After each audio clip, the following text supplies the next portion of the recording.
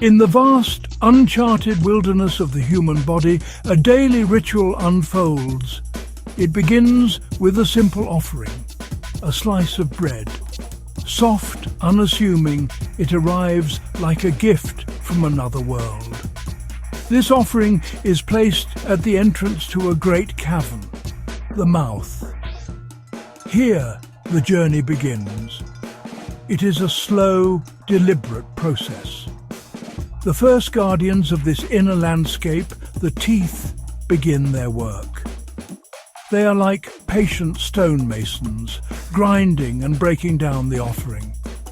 They prepare it for the long, winding path that lies ahead, a path shrouded in mystery and wonder.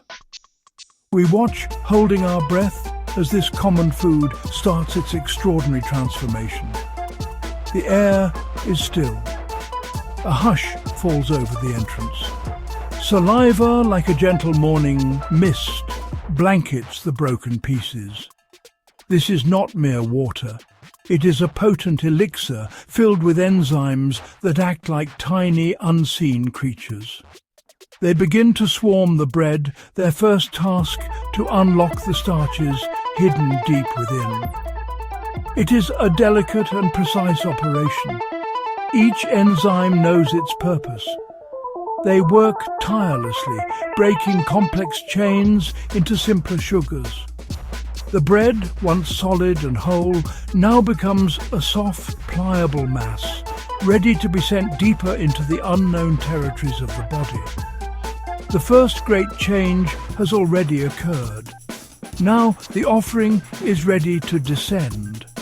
A powerful wave, a muscular contraction, pulls it downward.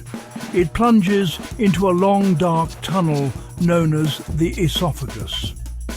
This passage is like a swift, narrow river gorge, its walls smooth and rhythmic. The journey here is quick, a controlled fall into the depths. There is no turning back now. The bread is committed to its path, pulled by an ancient, unseen force that has governed this land for millennia.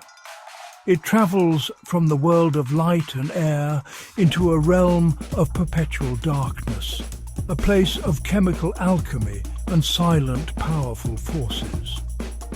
We arrive at the entrance to a vast, churning reservoir.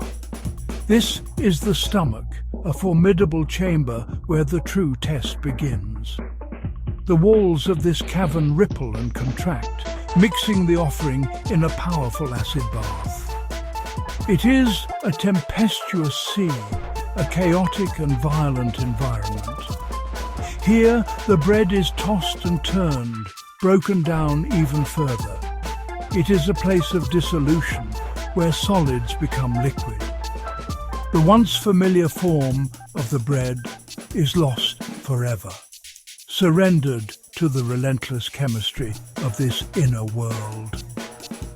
It is a moment of both destruction and creation, as the offering is prepared for its ultimate purpose. From the churning sea of the stomach, a new substance emerges. It is a thick, nutrient-rich liquid called chyme. This substance is released, portion by portion, into a new territory. It enters a winding, seemingly endless waterway, the small intestine. This is the great river of the inner world, a landscape that stretches for meters, coiled tightly within the body's core. Its surface is not smooth. Instead, it is lined with countless tiny, finger-like projections called villi. They sway gently in the current, like a forest of sea anemones waiting patiently for their sustenance to drift by. The journey along this great river is slow and methodical. The chyme flows gently, a lazy current carrying its precious cargo. Here, in the calm waters, a remarkable event takes place. The nutrients unlocked from the bread are absorbed. The simple sugars, vitamins and minerals are captured by the waiting villi. It is a silent, efficient harvest. These nutrients pass through the thin walls of the intestine and enter the bloodstream. They are like salmon leaving their river, beginning a new journey into a vast and complex network of tributaries that reach every corner of this hidden land. This is a place of immense activity, though it appears peaceful.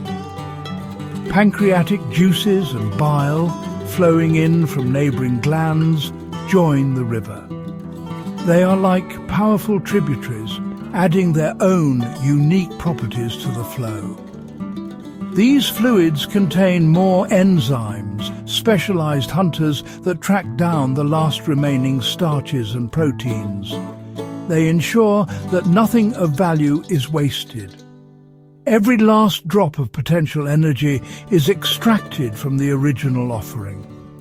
The bread, now completely transformed, continues its slow passage, giving up its life force to the body it now inhabits. But not all of the bread is absorbed. A tougher, more resilient part remains. This is the fibre. It is like the sturdy driftwood of the river, unable to be broken down by the enzymes. It continues its journey onward, playing a different but equally vital role. The fibre adds bulk to the flow, ensuring the current keeps moving steadily. It sweeps the river clean, preventing stagnation. This fibrous remnant, the ghost of the bread, travels toward the final stages of its journey, its purpose not to provide energy, but to maintain the health and rhythm of the entire waterway. The sugars, now free in the bloodstream, embark on their most important mission. They are the body's daily bread, its primary source of fuel. They travel like messengers on a vast network of highways, carried to every cell in the kingdom. To the muscles that move the limbs, they bring the power for motion. To the brain, the command center of this entire world, they deliver the energy needed for every thought, every dream. It is a moment of pure creation. The simple slice of bread has become the spark of life itself, fueling the complex machinery of existence. This daily delivery of energy can be a wondrous thing. When the body is active, a landscape in motion, the sugars are used swiftly. They are burned in the cellular furnaces, releasing their stored power. The result is vitality. The muscles feel strong, the mind clear. It is like a sun-drenched savanna teeming with life and activity. The daily bread, in this context, is a gift of pure light. It sustains the ecosystem, allowing it to thrive and flourish. The rhythm of this process, the daily intake and expenditure, creates a powerful and healthy balance within the internal environment.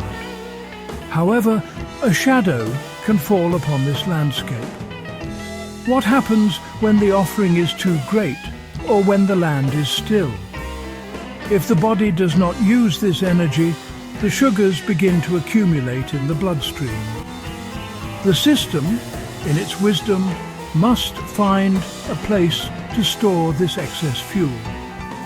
It begins a new transformation, converting the sugar into fat. These fat reserves are stored in specialized cells, like granaries being filled for a winter that may never come. A little storage is wise, but a daily surplus can cause these granaries to overflow, altering the very terrain of the body. This is the dual nature of the daily bread. It is both a source of life and a potential burden. The constant high tide of sugar can begin to wear on the system. The pancreas, the gland responsible for managing these sugar levels, may become overworked. It is like a dam operator struggling to control a ceaseless flood. Over time, the machinery can become less responsive. The cells may start to ignore the signals to take in sugar. This is a subtle but profound change, a shift in the delicate balance of the ecosystem, casting a long shadow over the once vibrant landscape. The effects of this daily ritual are not just felt in the moment. They slowly reshape the entire inner world. The choice of bread itself plays a crucial role. A whole grain offering, rich in fibre, supports a thriving community of gut bacteria. These microscopic organisms are the unseen gardeners of the intestine. They flourish on the tough fibres, creating a healthy and diverse ecosystem. This hidden garden, in turn, helps to protect the entire body, strengthening its defences and maintaining order. The landscape is lush, resilient, and full of life. In contrast, a daily offering of highly refined white bread tells a different story. It contains very little fibre. The microscopic gardeners have little to feast upon, and their community may begin to dwindle. The ecosystem becomes less diverse, more fragile. The fast-absorbing sugars can also cause sharp peaks and valleys in energy, like a landscape prone to sudden floods and droughts. This instability can ripple outward, affecting mood and concentration. The very atmosphere of the inner world is altered, shifting from calm stability to a state of unpredictable flux. The daily presence of bread also influences the body's very architecture. The constant process of storing excess sugar as fat slowly alters the physical form. It is like a slow geological process, adding new layers of sediment over time. These changes are not just on the surface. They can occur deep within, around vital organs, subtly changing how the internal machinery functions. The body, in its attempt to manage the daily surplus, is remade from the inside out. The landscape we inhabit is not static. It is constantly being sculpted by the choices we make, by the offerings we provide. And so, the journey of the daily bread reveals a profound truth. Within each of us lies a world of breathtaking complexity, a wilderness as intricate and responsive as any on Earth. It is a world of light and shadow, of delicate balance and powerful transformation. The simplest offering can nourish it, sustain it, and bring it life. Or it can burden it, alter its terrain, and disrupt its ancient rhythms. To observe this inner world is to witness a constant unfolding mystery. It fills us not with certainty, but with a deep and abiding sense of wonder at the incredible living landscape we carry within.